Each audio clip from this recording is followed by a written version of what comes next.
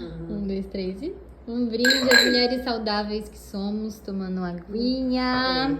Isso! Como possível. O que aconteceu, Abinoã? Não, é sério. Gente, eu tô até com dor de cabeça, até um punho no céu, não precisa nem fumar maconha. Você quer explicar o que aconteceu? Pelo amor de Deus, você quer deixar isso pra lá? Então, a gente gravou um vídeo. Meu Abinoã, tá saindo som agora, não adianta ficar puta. Tá saindo som. Nem lembro mais o que eu falei. Tá, bora lá. Bora começar. Ai, Jesus amado, vai. É as mandingas, não é possível. Como que a gente aqui? Não, a gente acabou de lidar com uma rejeição. Eu acho que a gente vai começar o vídeo, o segundo vídeo compartilhando sobre isso. O que acontece? A gente gravou 10, 11 minutos de vídeo, vários outros aleatórios, né? Será que o outro não gravou de 10 minutos? Não, não foi. E tudo saiu sem som, porque né, o que a gente fez? A gente conectou o microfone, que a gente tem um microfone móvel, e depois o microfone descarregou e a gente esqueceu de tirar o conector do celular. Então, o conector, né, durante o vídeo, ele omitiu a nossa voz. Ou seja, a gente foi rejeitada pelo nosso próprio aparelho. Né? Mas é porque a gente usou uma estratégia errada, a gente usou o mecanismo de defesa, a gente colocou a pecinha embaixo, que não era pra colocar. Não, e a questão então não foi uma é... rejeição, foi uma estratégia A primeira reação aqui da nossa psicanalista foi a inveja. Isso deve ser inveja. Deve ser inveja da oposição. Povo, da oposição, né? Tudo bem, eu não sei quem que tá com inveja ainda, né? Porque ainda não foi divulgado. E eu acho que já até fazendo uma metáfora com o assunto que a gente conversou no vídeo, né? Acho que a gente tem até que se apresentar novamente, porque a gente já não tem o vídeo completo, né? Eu sou Stephanie, eu sou psicóloga, minha especialização em terapia cognitivo-comportamental. Atualmente eu também trabalho ali em algumas políticas públicas. Essa é a Abinoã. Sou a Abinoã, sou psicanalista, freudiana, mas eu sou bem integrativa, viu? Eu gosto também de outras linhas de atendimento. Eu acho que a gente pode colocar tudo no liquidificador e sair algo positivo, que é o que a gente está fazendo aqui. Duas estudiosas do comportamento mental, humano, das relações humanas. Um olhar diferente, mas que agrega e trabalha a saúde mental de diversas formas. Acho que isso é o importante, é você olhar para si e buscar sempre estar melhor. Né? Então... E desta forma surgiu então Pode Invertidas. Será que o avesso é o lado certo? E será que existe o lado certo? Então, a gente tem o objetivo de fazer alguns questionamentos aí com você, né? De fazer você pensar em algumas coisas que talvez você não pensava, de refletir sobre você mesmo. É uma forma de você sair um pouquinho da Matrix, como a gente fala, né? Não que a gente tenha uma visão ali muito ampla, uma visão do além ali das coisas, mas a gente busca trazer esses questionamentos até com base nas nossas vivências. Eu acho que a gente tem muitos processos ali elaborados, ressignificados, muitos ainda também pra gente descobrir, ressignificar, mas a gente tem um conhecimento, tem uma bagagem bacana que pode te ajudar aí do outro lado também a se entender mais, a conhecer algumas questões, a refletir. E eu acho que a internet é uma ferramenta que possibilita a gente disseminar informação, né? Então, tem tanta coisa difícil, o mundo é tão difícil, tanta informação pesada, por que não a gente contribuir de alguma forma com algumas informações que são tão importantes? Então, isso se tornou um espaço com esse objetivo, né? A gente vai trabalhar temas sérios, só que a gente vai trabalhar com leveza, também, falando das nossas experiências, falando das nossas conquistas, das nossas derrotas, trazendo um pouco do nosso universo, sempre com seriedade, mas com muita leveza, com muita comédia, com muita diversão. Então se prepare que a gente vai trazer muito material novo. Se você tiver algum tema em especial que você queira falar com a gente, já vai deixando aí mensagens pra gente estar respondendo e trazendo. Então nem sempre o certo é o certo, nem sempre aquilo que a gente acha que é o real, de repente nem é. De repente a gente tá equivocado e a gente fica distorcendo a realidade. Às vezes nos vender uma ideia como verdadeira, mas a verdade sempre tem três lados, a minha, a sua e a do outro. Então a gente vai nesse contexto de falar sobre coisas importantes, mas de uma forma com leveza. E o assunto de hoje, né, ele vai ser um tema tão importante que ele perpassa tantas coisas, ele perpassa a essência humana também, né? Nós seres humanos, a gente sempre quer muito pertencimento, conexão, isso são coisas importantes pra gente, né? as relações humanas, quando a gente pensa ali numa perspectiva evolucionista, né, o quanto que o ser humano teve que se relacionar com o outro, né, através das emoções para sobreviver como espécie. Então, as relações em grupos, elas são muito importantes. Então, quando a gente fala da rejeição, a gente está falando de uma coisa tão profunda, né, um sentimento de desconexão, possivelmente de abandono. A gente sempre ressalta que cada pessoa tem uma história na vida, cada pessoa tem seus padrões, seus mecanismos.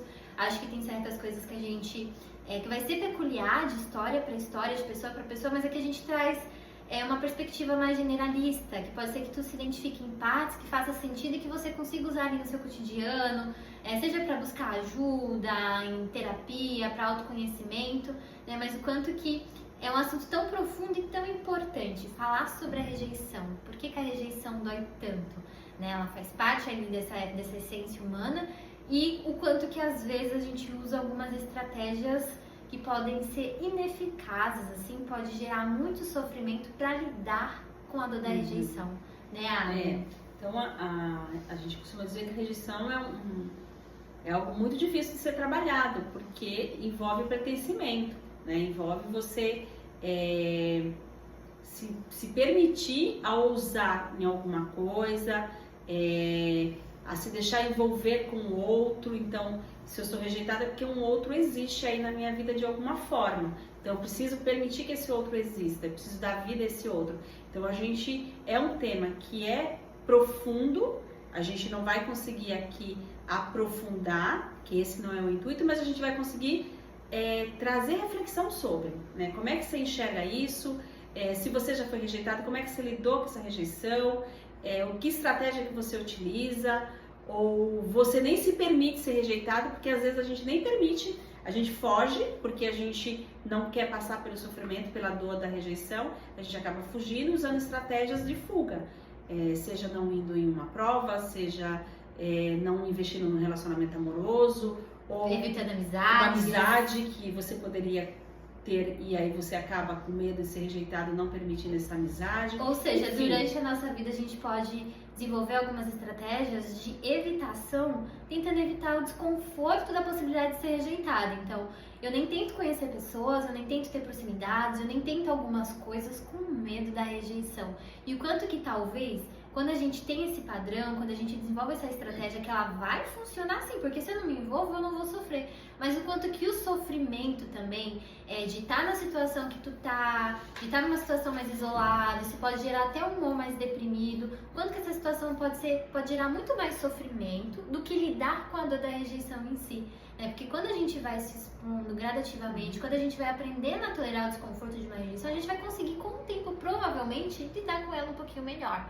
Mas para isso a gente precisa dar alguns passos iniciais, gradativamente, para conseguir lidando com esse desconforto. E a gente sempre acredita que viver não é fácil, né? Viver é um desafio diário. Então, se você não se propõe a isso, você vai ter uma vida medíocre. Você vai ficar naquele universo onde você não se reconhece no outro, não se enxerga no outro, não olha para si, mas é muito sem emoção. Então, assim, será que vale a pena, com medo de enfrentar os desafios de uma possível rejeição? Porque de repente nem vai ser rejeitado, mas só com a possibilidade de ser, você prefere ficar numa estufa ali, numa bolha, e não abre esse universo para criar novas possibilidades, trocar de emprego, ou enfim, diversas coisas que você poderia, né? E é exatamente nessa linha, Bi, quando tu fala vida medíocre, para que uma hora sai, medíocre, na perspectiva de que desconfortos na vida sempre vai ter. A gente sempre vai ter que lidar com as emoções ditas como desconfortáveis. Não gosto do termo emoções negativas, porque não existe emoções negativas, né? Essa carga do negativo por si só pesa. Mas emoções que vão gerar um desconforto, e todas as emoções têm uma função importante na nossa vida, né?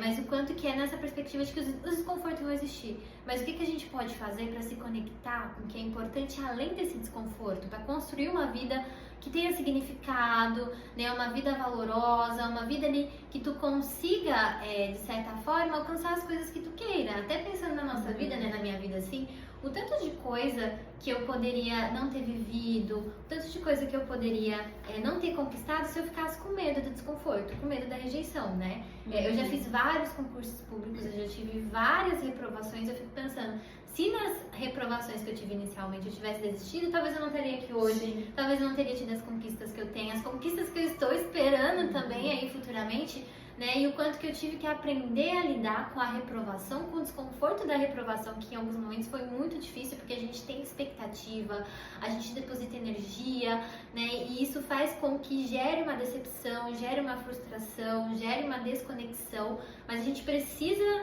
lidar com esse desconforto, né? Eu gosto muito da metáfora que, ao contrário da dor, é o valor. Então, tudo que é importante pra gente vai gerar um nível de desconforto. Então, se um relacionamento é importante pra mim, eu vou ter que lidar com o medo de perder esse relacionamento, o medo desse desconforto. Então, tudo que é importante pra gente, a gente vai ter que lidar com o nível de dor. Mas a questão é a gente se conectar com o que é valoroso de fato. Sim. E às vezes a gente fica na ideia de que a rejeição é algo muito grande, e às vezes não. É que assim, se você sofreu alguma rejeição lá atrás, você leva isso como regra, né? Faz disso seu pilar para a vida inteira. E não, você teve uma rejeição, é real e é concreto, mas ela não precisa carregar a sua vida inteira até o fim. Não, eu vou apostar novamente em outras possibilidades e não me prender em algo que aconteceu. Aconteceu, é real, foi doloroso, mas eu tenho todo um universo aí pela frente para enfrentar novos desafios. Então, não permita que uma rejeição lá atrás, mesmo que tenha sido na infância, por a mãe, pai, enfim, alguém que foi importante na sua vida, que te rejeitou, isso não pode ser a base para o resto da sua vida. E se isso é algo que você percebe que te afeta muito ainda, não deixe de buscar ajuda, falar sobre isso, né, Bi? Buscar formas de elaborar essa dor. Então, entender por que isso é tão profundo, por que isso, de certa forma, afeta tanto o seu presente. Talvez tu tenha uma tolerância maior. É isso, meus amores. Comente aqui embaixo também se você já passou por uma rejeição, o que você faz. Não vem me falar que tu enche a cara e fica... Enfim, a gente sabe que as coisas acontecem. Você não pode fazer nada que tem que se arrepender depois. Mas são estratégias saudáveis aí que podem te ajudar a lidar com isso. Beijos! Beijo, até a próxima! Até mais!